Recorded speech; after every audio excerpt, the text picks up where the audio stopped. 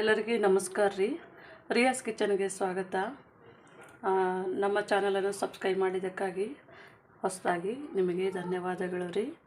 ಇವತ್ತು ನೀವು ನೋಡ್ಲತ್ತಿರ್ಬೇಕು ರೀ, ಇದು ತೊಂಡೆಕಾಯಿ ನೋಡಿರಿ ಎಷ್ಟು ದೊಡ್ಡದು ಬಂದಿದೆ. ತೊಂಡೆಕಾಯಿ ಇದು ಫ್ರೆಶ್ ಆಗಿರುವಂಥ ತೊಂಡೆಕಾಯಿ. ಇದರಲ್ಲಿ ಒಂದು ಒಳ್ಳೆ ಪಲ್ಯ ಮಾಡಿ ತೋರಿಸ್ತಾ ಇದ್ದೀನಿ. ನಾನು ಮೊದಲು ಒಂದು ವಿಡಿಯೋ ಹಾಕಿದ್ದೆ ಮದುವೆ ಮನೆಯಲ್ಲಿ. ಇದು ಒಂದು ಮನೆಯಲ್ಲಿ ಸ್ಪೈಸಿಯಾಗಿ ಇದು ಒಂದು ತೊಂಡೆಕಾಯಿ ಪಲ್ಯ ಮಾಡ್ತಾಯಿದ್ದೀನಿ ರೀ. ಇಲ್ಲಿ ನಾನು ಸುಮಾರು ಒಂದು ಅರ್ಧ kg ಅಷ್ಟು ತೊಂಡೆಕಾಯಿನ ತೊಗೊಂಡಿದ್ದೇನೆ. ಈಗ ನಾನು ಇಲ್ಲೊಂದು ಪಾತ್ರೆಯನ್ನು ಇಟ್ಕೊಂಡಿದ್ದೀನಿ ರೀ. ಈಗ ಸ್ವಲ್ಪ ಎಣ್ಣೆಯನ್ನು ಹಾಕ್ಕೊಂಡಿದ್ದೇನೆ ಇದಕ್ಕೆ. ಈಗ ಈ ಪಾತ್ರೆಗೆ ನೋಡಿರಿ ಸ್ವಲ್ಪ ಒಣ ಮೆಣಸಿನ್ಕಾಯಿನ ಬಿಸಿ ಮಾಡ್ಕೊತಾ ಇದ್ದೀನಿ. ನೀವು ನೋಡ್ತಾ ಇರ್ಬೋದು, ನಮ್ಮದು ಸ್ವಲ್ಪ ಇದು ಎಣ್ಣೆಯಲ್ಲಿ ನಾವು ಸ್ವಲ್ಪ ಫ್ರೈ ಮಾಡ್ಕೊಳ್ಳೋಣ ರೀ. ಯಾಕಂತಂದರೆ ನಮಗೆ ಮಿಕ್ಸಿಯಲ್ಲಿ ರುಬ್ಬಬೇಕಾದ್ರೆ ಇದು ಸ್ವಲ್ಪ ಗರಿ ಗರಿಯಾಗಿ ಇರಬೇಕು. ಒಣಗಿಸಿದ್ದೀವಿ ಆದ್ರೂ ಸ್ವಲ್ಪ ಇದು ಎಣ್ಣೆ ಒಳಗೆ ಫ್ರೈ ಆದರೆ ಸ್ವಲ್ಪ ಗರಿ ಗರಿ ಆಗುತ್ತೆ ಅಂತ. ಹಾಗಾಗಿ ಇವಾಗ ನೋಡಿರಿ, 1 ಟೇಬಲ್ ಸ್ಪೂನಷ್ಟು ಜೀರಿಗೆ, ಸ್ವಲ್ಪ 1/4 ಸ್ಪೂನಷ್ಟು ಕಾಳು ಮೆಣಸನ್ನು ತೊಗೊಂಡಿದ್ದೀನಿ ರೀ. ಇವಾಗ ಇದನ್ನು ಚೆನ್ನಾಗಿ ಸ್ವಲ್ಪ ಹಸಿ ವಾಸನೆ ಹೋಗೋ ತನಕ ರೀ ಫ್ರೈ ಮಾಡ್ಕೊಳ್ಳೋಣ.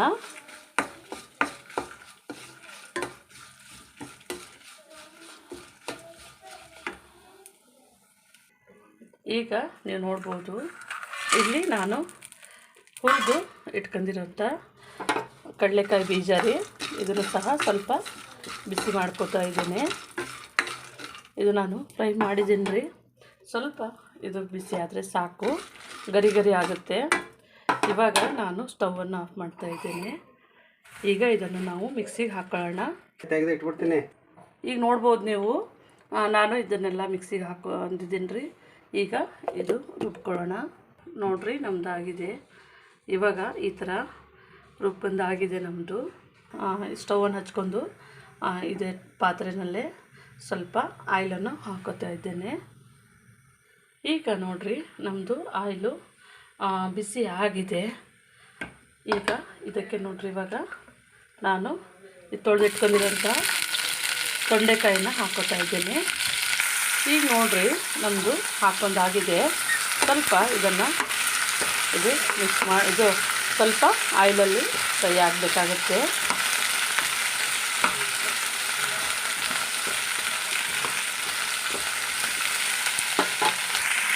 ಈಗ ನೀವು ನೋಡ್ಬೋದು ರೀ, ನಮ್ಮದು ಅರ್ಧ ಫ್ರೈ ಆಗಿದೆ. ಇವಾಗ ಇದು ಸ್ಲೋ ಫ್ಲೇಮ್ನಲ್ಲಿಟ್ಟು ಒಂದು 5 ನಿಮಿಷಗಳ ಕಾಲ ಫ್ರೈ ಮಾಡ್ತೀನಿ. ಈಗ ನಾವು ನೋಡೋಣ ರೀ, ನಮ್ಮದು ನೋಡಿರಿ ನೀರೆಲ್ಲ ಬಿಟ್ಕೊಂಡಿದೆ. ಸ್ವಲ್ಪ ಇದು ತೊಂಡೆಕಾಯಿದು ಸೈಜೆಲ್ಲ ಕಡಿಮೆ ಆಗಿದೆ.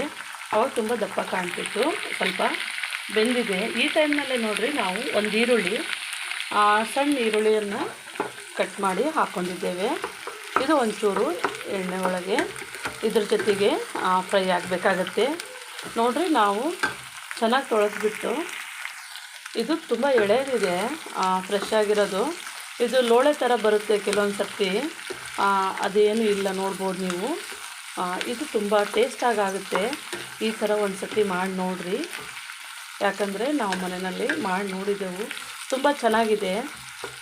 ಚಪಾತಿಗೆ ಮತ್ತು ರೊಟ್ಟಿಗೆ ಮತ್ತು ನಮಗೆ ಪಲ್ಯ ಸೈಡಿಗೆ ಅನ್ನ ಸಾಂಬಾರು ಜೊತೆಗೂ ತುಂಬ ಚೆನ್ನಾಗಿರುತ್ತೆ ಇದೊಂದು ಪಲ್ಯ. ಈಗ ನೀವು ನೋಡ್ಬೋದು ರೀ, ಇದಕ್ಕೆ ಒಂದು 1/4 ಟೀ ಸ್ಪೂನಷ್ಟು ಅರಿಶಿಣ ಹಾಕೋತಾ ಇದ್ದೀನಿ.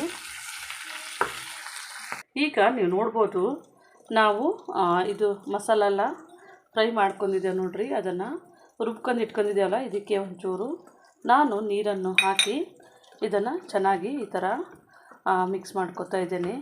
ಯಾಕಂತಂದರೆ ಅದು ಸ್ವಲ್ಪ ನಾವು ನೀರೇ ಹಾಕಿಲ್ಲ ನೋಡಿರಿ, ತುಂಬ ಡ್ರೈ ಆದ್ರೂ ಇದು ಪೌಡ್ರ್ ಕಲ್ಕೋದಿಲ್ಲ. ಹಾಗಾಗಿ ಈ ಥರನೇ ಮಾಡಿಬಿಟ್ಟು ಅದನ್ನು ಹಾಕಿಬಿಟ್ಟು ಮಿಕ್ಸ್ ಮಾಡಿದ್ರೆ ಚೆನ್ನಾಗಿ ಒಳ್ಳೆ ಟೇಸ್ಟ್ ಬರುತ್ತೆ.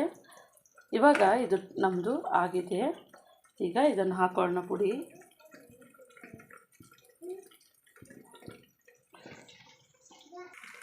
ಈಗ ನಮ್ಮದು ನೋಡೋಣ ರೀ, ನಮ್ಮದು ಬೆಂದಾಗಿದೆ. ಇದು ಇವಾಗ ಸರಿ ಆಗಿದೆ. ಈಗ ನಾವು ಕಲಸಿಟ್ಕೊಂಡಿದ್ದಂತಹ ಮಸಾಲೆಯನ್ನು ಹಾಕೋತಾ ಇದ್ದೀನಿ ರೀ.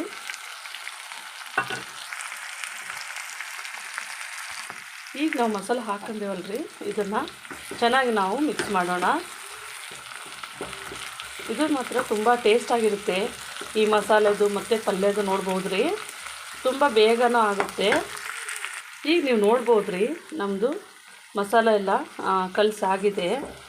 ಇದು ಒಂದು 2 ನಿಮಿಷಗಳ ಕಾಲ ಬೇಯಿಸಿದ್ರೆ ನಮಗೆ ಇದು ಪಲ್ಯ ರೆಡಿ ಆಗುತ್ತೆ. ಈಗ ನೋಡೋಣ ರೀ, ನಮ್ಮದು 2 ನಿಮಿಷ ಆಗಿದೆ. ಇವಾಗ ನೋಡಿರಿ, ನಮ್ಮದು ಮಸಾಲೆ ಚೆನ್ನಾಗಿ ಹಿಡ್ಕೊಂಡಿದೆ. ನಾನು ಇವಾಗ ಒಂದು ಅರ್ಧ ಟೀ ಸ್ಪೂನಷ್ಟು ಉಪ್ಪನ್ನು ಸೇರಿಸ್ತಾ ಇದ್ದೀನಿ ಇದಕ್ಕೆ.